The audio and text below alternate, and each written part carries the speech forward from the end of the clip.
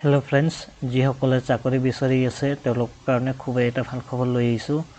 কমিশনাৰেট of panchayat and rural ডেভেলপমেণ্টৰ দ্বাৰা প্ৰকাশিত advertisement তোমালোকে দেখা পাইছা। ইয়াত টোটাল 15,800টা পোষ্ট আছে বিভিন্ন। ইয়াত যিহঁতে জব পোৱা নাই বা জব বিচাৰি আছা তেওঁলোকৰ কাৰণে খুবেই ভাল খবৰ। ভিডিঅ'টো ভাল লাগিলে চেনেলটো ছাবস্ক্ৰাইব শ্বেয়াৰ কৰি দিবা। সো ইয়াত দেখা যে আমাৰ এপ্লাই কেনেকৈ কৰিব লাগিব। এইটো ৱেবছাইট www.ruralassam.gov.in এইটো ৱেবছাইটত গ'লে তোমালোকে এপ্লাইখিনি কৰিব পাৰিবা। এপ্লাই আৰম্ভ হ'ব 2026 22 ফেব্ৰুৱাৰীৰ পৰা 22 মাৰ্চলৈ আৰু কোনো ফিজ নাই। এইটো কাৰণে কোনো ফিজ দিব নালাগে আৰু পোষ্ট বহুকেইটা আছে কৈয়ে দিলোঁ 1508টা। এতিয়া আমি পোষ্টবিলাক ব্ৰেকআপ কৰিবলৈ লৈছোঁ।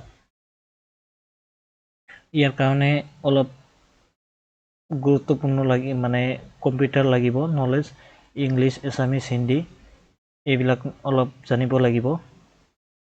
সো ইয়াত পোষ্ট কেইটা কি আছে। প্ৰথমটোত আছে এক্ৰিডেট ইঞ্জিনিয়াৰ। এইটো ইঞ্জিনিয়াৰ যিহেতু ডিপ্ল'মা আছে civil engineering with computer application তেওঁলোকে পাব। আৰু কিমানটা পোষ্ট আছে 291টা পোষ্ট আছে। মান্থলিকে 18,000কে পাব। তাৰপিছতটো আছে গ্ৰাম ৰোজগাৰ সহায়ক। এইটো 464টা পোষ্ট আছে 15,000কে। আৰু যিহেতু গ্ৰেজুৱেট আৰু কম্পিউটাৰ ডিগ্ৰী আছে তেওঁলোকে এইটো পোষ্ট এপ্লাই কৰিব পাৰে। খুব ভাল post.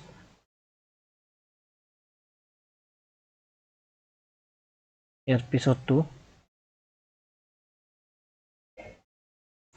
Computer assistant. Computer এছিষ্টেণ্টত 291টা post আছে। এইটো 15,000কে মান্থলি দৰমহা দিব। ইয়াতো গ্ৰেজুৱেশ্যন যিকোনো ছাবজেক্ট আৰু কম্পিউটাৰ ডিগ্ৰী থাকিলেই হ'ল।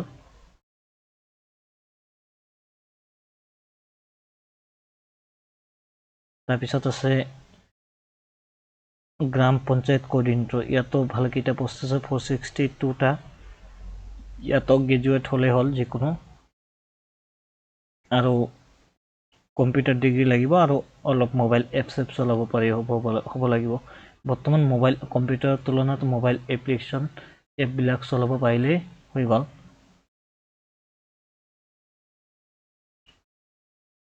এতিয়া বাকী টাৰ্ম এণ্ড কণ্ডিশ্যনখিনি থাকিব। ইয়াত পোষ্ট ব্ৰেকআপ দিছে। চ' SC ST কিমান আছে এইবিলাক চালে টোটেল পোষ্ট জেনেৰেলৰ কাৰণে আনৰিজাৰ্ভ 148টা আছে আৰু ফিমেলৰ কাৰণে আছে উইমেন কাৰণে 44। এইটো প্ৰতিটো পোষ্ট আছে ৰিজাৰ্ভ। চ' এইটো চাই ল'ব তোমালোকে। এতিয়া টাৰ্ম এণ্ড কণ্ডিশ্যন দি আছে। মহিলাৰ কাৰণে 30% ৰিজাৰ্ভ থাকিব।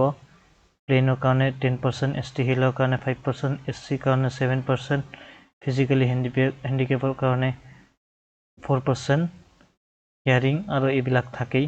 চ' কি কণ্ডিশ্যন থাকে এইটো জানে ইণ্ডিয়ান চিটিজেন হ'ব লাগিব আৰু SC ST হ'লে 5 year ৰিলেক্সেশ্যন দিয়ে আৰু OBC হ'লে 3 years আৰু PH পাৰ্চন উইথ ডিচেবিলিটি হ'লে 10 years। তো এপ্লাই কেনেকৈ কৰিব লাগিব অলৰেডি কৈয়ে দিছোঁ। ৰুৰাল আছামত গৈ এপ্লাই কৰিলে হ'ল। তো passport photo, phone number, email ID এইবিলাক ৰাখিলেই হ'ল আৰু যিমান ডকুমেণ্ট আছে ডকুমেণ্টবিলাক PDF ৰাখিলেই হ'ল।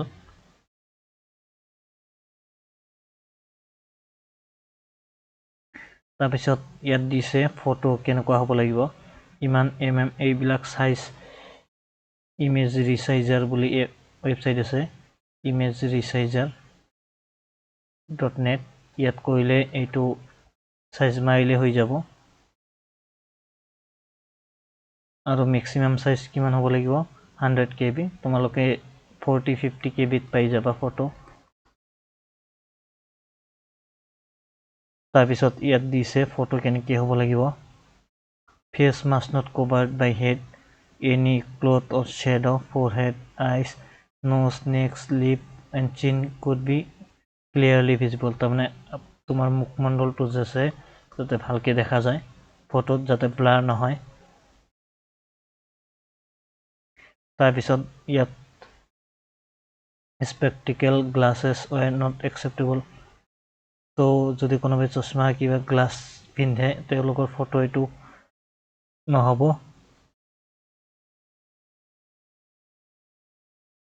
Only clear glasses. Candidate must not wear spectacle with dark tinted glasses. Only clear glasses. তাৰমানে যেটো আমাৰ পাৱাৰী লেন্স চশমা এইটো ইউজ কৰিব লাগিব।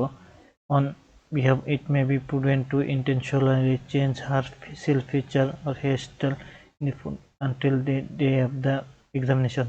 তাৰমানে ইয়াত কৈছে যে যেনেকুৱা ফটো থাকে তেনেকুৱাই জেনেৰেলি থাকিবা, যে একদম ফেচিয়েল বা মুখৰ ষ্ট্ৰাকচাৰ যাতে চেঞ্জ নহয় তেনেকুৱা আৰু।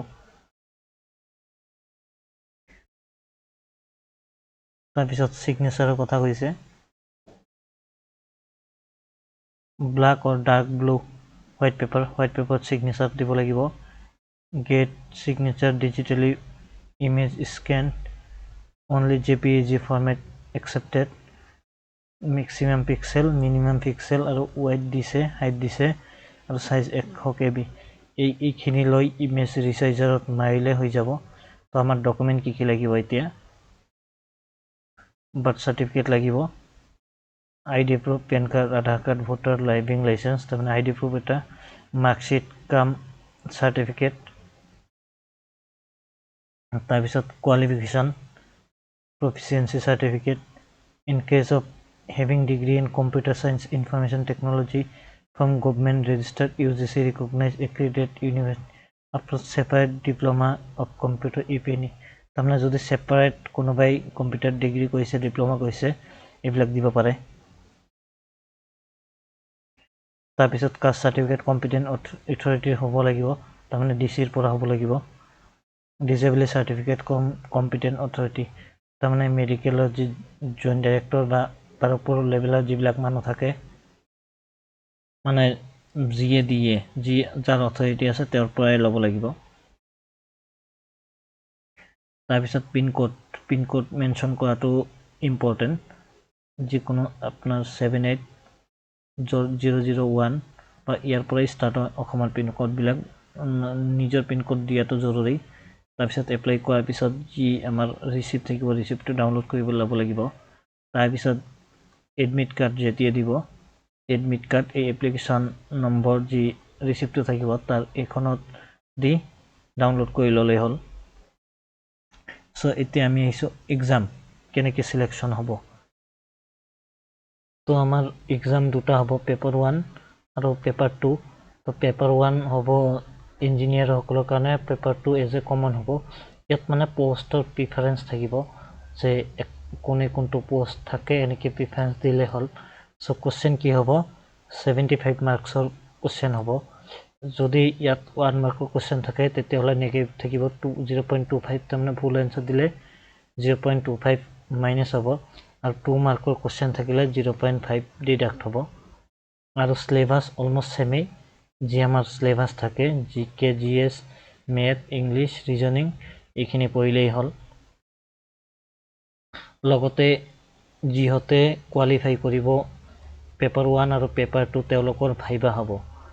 ভাইবা পাছ কৰাৰ পিছতহে ফাইনেল মেৰিট লিষ্ট ওলাব, আৰু এটাই মেৰিট লিষ্ট থাকিব SC ST OBC reserve unreserved সকলৰ কাৰণে। তাৰপিছত ৱেইটিং লিষ্ট এটা থাকিব, যদি কোনো ষ্টুডেণ্টে কি এপইণ্টমেণ্ট পোৱাৰ পিছত জইন নকৰে বা কিবা কাৰণত তেওঁলোকে ভাইবা নিদিয়ে, তেওঁলোকে ৱেইটিং লিষ্টৰ পৰা পাব। আৰু যদি কোনোবাই ছেম মাৰ্ক হয়, দুজনৰ ছেম মাৰ্ক হয় ফাইনেল মেৰিট লিষ্টত, যিয়ে এজ যাৰ বেছি তাক দিব।